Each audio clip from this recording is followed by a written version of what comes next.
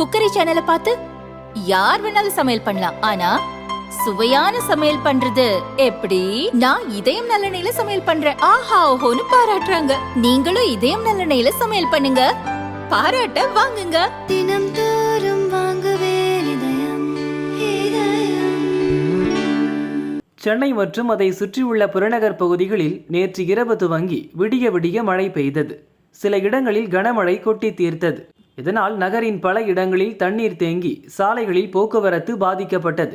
ஒரு நாள் மழைக்கே இந்த நிலையா என மக்கள் கவலையடைந்தனர். சென்னை மட்டுமன்றி திருவள்ளூர், வேலூர், கடலூர் மாவட்டங்களிலும் புதுச்சேரியிலும் நேற்று கனமழை பெய்தது.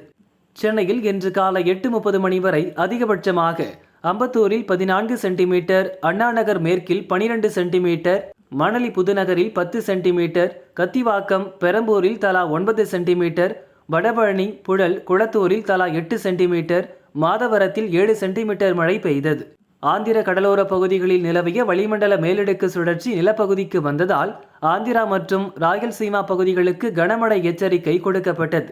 ஆனால் வளிமண்டல மேலடுக்கு சுழற்சியானது மேற்கு மற்றும் தென்மேற்கு திசை காற்றை ஈர்த்ததன் காரணமாக ஆந்திராவில் பெய்ய வேண்டிய கனமழை சென்னையில் பெய்துவிட்டது என சென்னை வானிலை ஆய்வு மைய இயக்குனர் செந்தாமரை கண்ணன் கூறினார். தமிழகம் புதுச்சேரியில் அக்டோபர் 2ஆம் தேதி வரை மழை பெய்யும். சில இடங்களில் மிதமான மழையும் சில இடங்களில் கனமழையும் பெய்யக்கூடும் என வானிலை ஆய்வு மையம் கூறியது. சென்னையை பொறுத்தவரையில் ஒரு வாரத்துக்கு மழை தொடரும் என வானிலை வல்லுநர்கள் தெரிவித்துள்ளனர்.